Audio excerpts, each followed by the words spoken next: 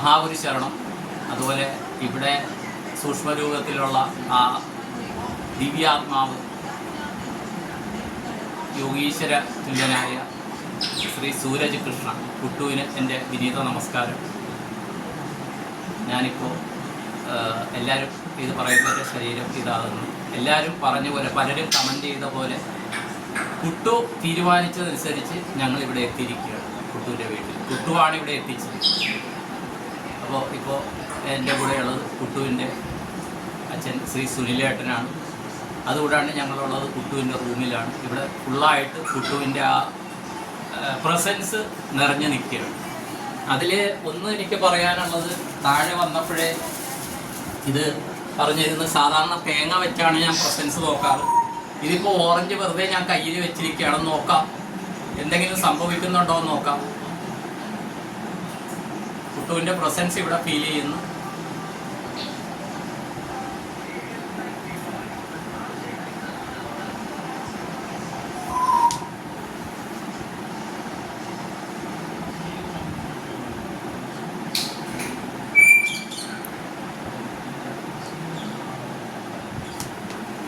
ഇത് നേരത്തെ നോക്കിയപ്പോൾ പെട്ടെന്ന് വീണായിരുന്നു. ഇപ്പോൾ ക്യാമറയുടെ മുമ്പിലാണെന്ന് തോന്നുന്നത്.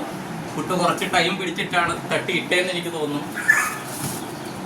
സാധാരണ ഇത് വെച്ച് പെട്ടെന്ന് ആകാറില്ല. പക്ഷെ ഇവിടെ വന്നപ്പോൾ എനിക്ക് പെട്ടെന്നൊന്ന് ഓറഞ്ച് വെച്ച് നോക്കാമെന്ന് വിചാരിച്ച് നോക്കിയതാണ്. അത് കയ്യിലിങ്ങനെ പിടിക്കുമ്പോൾ തന്നെ പ്രസൻസ്, അത് താഴെ സംസാരിക്കുമ്പോഴും ആ ഫീൽ ഉണ്ടായിരുന്നു. ഇവിടെ വന്നപ്പോൾ തന്നെ ആ ഗേറ്റ് കയറുമ്പോൾ തന്നെ ആ പ്രസൻസ് ഫീൽ ചെയ്തു. അത് പിന്നെ ഒന്ന് ഞാൻ മനസ്സിൽ പറഞ്ഞു തന്നെ, വീട്ടിൽ നിന്ന് വരുമ്പോൾ തന്നെ ഞാൻ പറഞ്ഞിട്ടാണ് കയറിയത്. കുട്ടു ഉണ്ടോ എന്ന് പരീക്ഷിക്കാനല്ല ഞാൻ വരുന്നത്, അവിടെ ആ പ്രസൻസ് അനുഭവിക്കാനാണ് വരുന്നത്. കാര്യം എനിക്കൊരു സംശയമില്ല, ആ ബാക്ക് മീഡിയയുടെ സ്പിരിച്വൽ ഹവേഴ്സ് എന്ന് പറഞ്ഞ ഇതിൽ 4 മണിക്ക് ആ പ്രോഗ്രാം തുടങ്ങുമ്പോൾ പുസ്തക കവർ പ്രകാശന ചടങ്ങിൻ്റെ സമയത്ത് അവിടെ സോൾ പ്രസൻസ് ഫീൽ ചെയ്തതാണ്.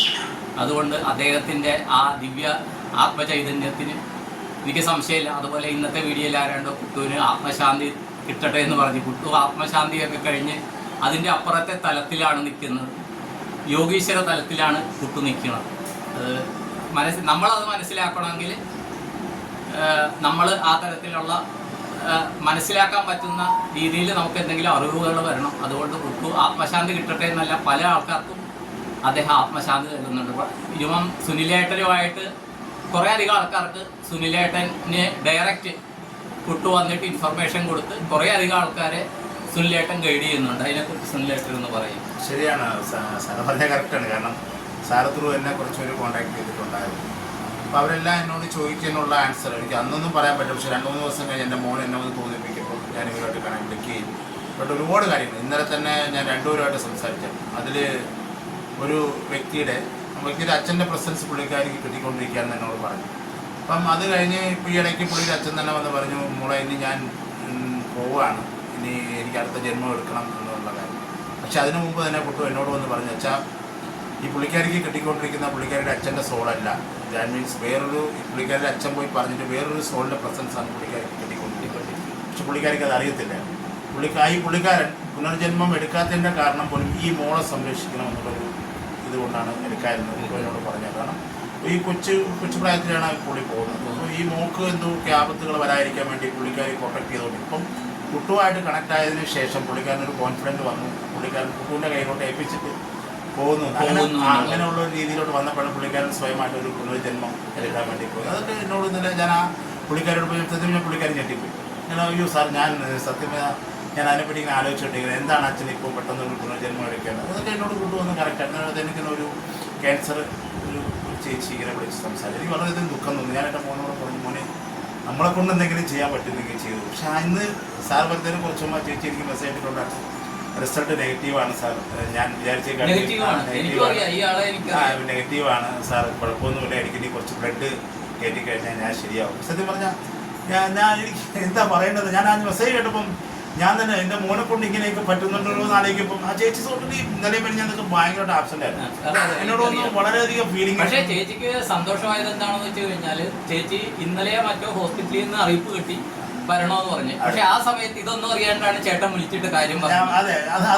എന്നോട് പറഞ്ഞു, എനിക്ക് വൈസറെ അത് മിറാക്കിൾ സംഭവിച്ചു. കുട്ടുവിന്റെ അച്ഛൻ എനിക്ക് വിളിച്ചിട്ട് കുറേ കാര്യങ്ങൾ പറഞ്ഞു. സത്യം പറഞ്ഞാൽ സാർ എനിക്ക് നമ്പർ തിരിക്കുന്നതിന് ശേഷം ഒരു മാസം ഇതുവരെ എനിക്ക് വിളിക്കാൻ തോന്നി. ഇന്നലെ യാദൃശ്ചികമായിട്ട് ഞാൻ വിളിച്ചിട്ട് കുറെ കാര്യങ്ങൾ ചേട്ടൻ അങ്ങോട്ട് പറഞ്ഞത് അവര് സ്റ്റണ്ടായി പോയി. അവർ സത്യം സാർ അവരെന്നോട് അത്ഭുതപ്പെട്ടു. സാർ ഞാൻ ഒരുപാട് ബുക്കും കാര്യങ്ങളൊക്കെ വായിക്കുന്ന ഒരാളാണ്. പക്ഷെ സാറിന്റെ വായനതൊക്കെ കേൾക്കുമ്പോൾ എനിക്ക് ഞാൻ സത്യമായി ഞാൻ സാർ ഒരു ബുക്ക് വായിച്ചിട്ടില്ല, ഞാനൊരു മെഡിറ്റേഷൻ ചെയ്തു, ഒന്നും ഞാൻ ചെയ്യാത്തൊരു വ്യക്തിയാണ്. ഞാനൊരു പച്ചയായ മനസ്സിലാണ്.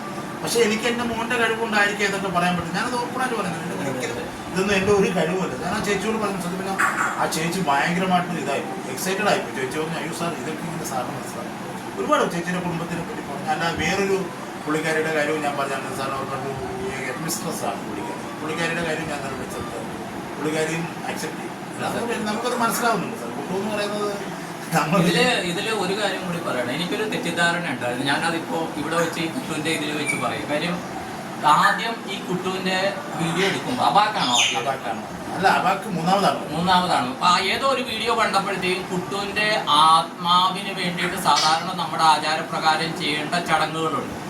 ആ ചടങ്ങുകൾ ചെയ്യേണ്ടതല്ലേ എന്നുള്ളൊരു ചോദ്യം വന്നു. എൻ്റെ അടുത്ത് ആരോ ചോദിച്ചപ്പോൾ ഞാനും പറഞ്ഞു ശരിക്കും ചെയ്യേണ്ടതാണെന്ന് പറഞ്ഞു. ശരിക്കും പറഞ്ഞാൽ സത്യം പറയാൻ ചെയ്യേണ്ടതാണ്. പക്ഷേ അതൊരു സാധാരണ ആത്മാവിന് ചെയ്യേണ്ട കാര്യമാണ്. തീർച്ചയായിട്ടും ഇത് ഒരു എന്ന് പറഞ്ഞാൽ ഇപ്പോ ഋഷീശ്വരന്മാരെ നമ്മൾ കേട്ടിട്ടുണ്ട്. ഈ ഋഷീശ്വരന്മാർക്ക് വേണ്ടിയിട്ട് ആരും ഒരു ചടങ്ങും ചെയ്യുന്നില്ല. അവരെ സമാധി എത്തിക്കഴിഞ്ഞാൽ ആ ഒരു ഫീലിംഗ് ആണ്. മനസ്സിലായ?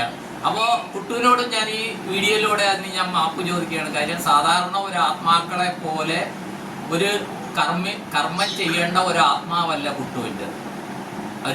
അതൊരു പ്രേതാത്മാവല്ല, അത് യോഗീശ്വര ആത്മാവാണ്. സാറിന് അറിയാവുന്നത് നമ്മൾ അബാക്കിന്റെ തെരേസ മേഡവും നമ്മളങ്ങനെ കർമ്മം ചെയ്യണമെന്ന് പറയണം. അപ്പൊ ഇതൊക്കെ കേട്ടിട്ട് ഒരു പ്രാവശ്യം ഞാൻ അതിനോട് തുനിഞ്ഞതാണ്. നോക്കാണ്ട് സാറിനോട് പറയാം. പക്ഷെ അവൻ എന്നോട് വന്നു അച്ഛാ അച്ഛൻ്റെ കൂടെ ഞാൻ കാണാം, എനിക്ക് ഒരു കർമ്മവും ചെയ്യേണ്ട. അതിനോട് ഏറ്റവും വലിയ എക്സാമ്പിൾ ഞാൻ സാറിനോട്, ഞാൻ ഒരു ഹിന്ദു മതത്തിൽ ജനിച്ചു വളർന്നൊരു വ്യക്തിയാണ്. ഞാൻ തിരിച്ചൊരു ഈശ്വര വിശ്വാസിയാണ്. നമ്മുടെ ഇതിൽ ഒരിക്കലും ഒരു ആൾ മരിച്ചു കഴിഞ്ഞാൽ അവരടക്കാൻ സമ്മതിക്കുന്നില്ല. സാറിനതാണ് എന്നെ കണ്ട് നല്ലതുപോലെ അറിയാം. അവർ കത്തിക്കുന്ന കാര്യത്തിൽ 100% എന്തൊക്കെ തരണം ചെയ്ത് അവർ കത്തിക്കാൻ സമ്മതിക്കും. അപ്പോൾ എൻ്റെ മനസ്സിൽ ഇവനെ കത്തിക്കാൻ പാടില്ല. എൻ്റെ അങ്ങനെ എനിക്ക് സാറേ ഞാൻ ഇതെല്ലാം കഴിഞ്ഞ് ഞാൻ ആ സോഫയിൽ വന്നിരിക്കുകയാണ്. സോഫയിൽ വന്നിരുന്നപ്പോൾ ഇവ എനിക്ക് ബോഡി കിട്ടിയിട്ടില്ല. ഇല്ല, ബോഡി അപ്പം പിറ്റേ ദിവസം കിട്ടുമ്പോൾ ഞാനിവിടെ അറിയുന്ന 3:30 മണിക്ക് 4 മണിക്ക് ഞാൻ താഴെ വന്നിരിക്കുകയാണ്. ആ സമയത്ത് എനിക്ക് പോലെ തോന്നിപ്പോലെ കിട്ടി. ഒന്നാമത്തെ കേസ് ഞാൻ ഒരു വെജിറ്റേറിയൻ ആവുന്നത്. 1 വർഷത്തേക്ക് അച്ഛൻ വെജിറ്റേറിയൻ ആയിരിക്കണം, മുടി വെട്ടാൻ പാടില്ല, നോൺ വെജ് കഴിക്കാൻ പാടില്ല. അതവൻ എനിക്കിട്ടൊരു ട്രാക്കാണെന്ന് എനിക്ക് പിന്നീടാണ് മനസ്സിലാവുന്നത്. കാരണം ഞാനൊരു പട്ടാളക്കാരനാണ്, സാറിനറിയാം. ഞാൻ മദ്യപിക്കുന്ന ആളുകൾ കണ്ടിന്യൂ മദ്യപിക്കത്തില്ല, ഒക്കേഷനിൽ കഴിക്കുമായിരുന്നു. അപ്പോൾ ഇവനറിയായിരുന്നു ഞാൻ ഈ ഒരു സിറ്റുവേഷനിൽ എന്നെ അങ്ങനെ ആക്കിയില്ല എന്നുണ്ടെങ്കിൽ ഞാൻ മദ്യപിച്ച് കഴിഞ്ഞാൽ പിന്നെ എനിക്ക് ചിലപ്പോൾ സാറ് ഞാനോട് ഇപ്പോൾ സംസാരിക്കാൻ പറ്റില്ല. ആ ഒരു ഇത് ഞാൻ പോകും സാർ. കാരണം എന്നെ അത്രത്തോളം കുട്ടുവിൻ്റെ ആ ഒരു വേർപാട് എന്നെ എത്തിപ്പെട്ടിട്ടുണ്ട് എനിക്കറിയാം. ഞാൻ ഒരു പക്ഷേ മദ്യപിച്ചിരുന്നുണ്ടെങ്കിൽ ഞാൻ ആ ഒരു ഭയങ്കരമായിട്ടൊരു മദ്യപാനിയായി മാറി. അതിനവൻ എനിക്ക് കിട്ട ഒരു പണിയായിരുന്നത്. അച്ഛൻ ബ്രഹ്മചാരി ആയിരിക്കണം. അത് ബ്രഹ്മചാരി മീൻസ് നോൺ വെജ് കഴിക്കാൻ പാടില്ല, മുടി വെട്ടാൻ പാടില്ല, ടോട്ടലി ഒരു വ്രതം കണക്ക് ചെയ്യണം. അതിൻ്റെ കൂട്ടത്തിൽ അവൻ എന്നോട് അച്ഛൻ ഒരു കാരണവശാലും എന്നെ കത്തിക്കാൻ പാടില്ല, എന്നെ അടക്കി ചെയ്യും. അതെന്നെ തോന്നിപ്പിച്ചൊരു തോന്നിപ്പില്ല സാർ. അപ്പോൾ ഞാൻ ഉടനെ തന്നെ എൻ്റെ അളിയൻ വന്ന് പറഞ്ഞാൽ അളിയെ നമുക്ക് അടക്കണം, കാരണം നമ്മൾ ഇവിടുത്തെ ഒരു അസ്ഥി പൊട്ടി മുകളിലോട്ട് പോയാലേ മോക്ഷം കിട്ടും. ഞാൻ അളിയെ തന്നെ അടക്കുന്നില്ല. ഞാനിവനെ അപ്പം ഞാൻ എന്ത് ചെയ്തു, ഞാൻ അടക്കത്തേ ഉള്ളൂ, കത്തിക്കത്തില്ല. അപ്പൊ ഇവിടെ അടക്കാനുള്ള പരിപാടിയാണ് ഈ സൈഡിൽ. അപ്പോൾ കോർപ്പറേഷനിൽ തിരക്കിപ്പോൾ അവർ 4 സെന്റ് സ്ഥലമേ ഉള്ളൂ. പട്ടത്തിൽ 14 സെന്റ് സ്ഥലം വേണം. പിന്നെ അതിലോട്ട് കയറി കൺസെന്റ്. നമ്മൾ നോക്കിയപ്പോൾ 28 സെന്റ് സ്ഥലം അവിടെ കിടക്കും. ഇവിടെ നിന്ന് 10-30 കിലോമീറ്റർ അവിടെ കിടക്കുകയാണ്. നമ്മൾ വിചാരിച്ച എന്തിനാ നമുക്ക് അവിടെ കൊണ്ടുപോയി അങ്ങനെയാണ്. പക്ഷെ അതിനോട് ഏറ്റവും വലിയ കോയിൻസിഡൻസ് എന്ന് പറഞ്ഞാൽ സാറേ, എൻ്റെ വൈഫ് പോലും അതിനെ എതിർത്തില്ല എന്നുള്ളത്. സാധാരണ രീതിയിൽ ഉറപ്പായിട്ട് വൈഫ് പറയാം അല്ല അത് പറ്റത്തില്ല എന്ന് പറഞ്ഞു. അവിടെ നിന്നല്ല, എൻ്റെ കുടുംബക്കാർ ആരും അതിനെതിർത്തി. എൻ്റെ തീരുമാനത്തിനോട് അവരെല്ലാം യോജിച്ചു. അങ്ങനെയാണ്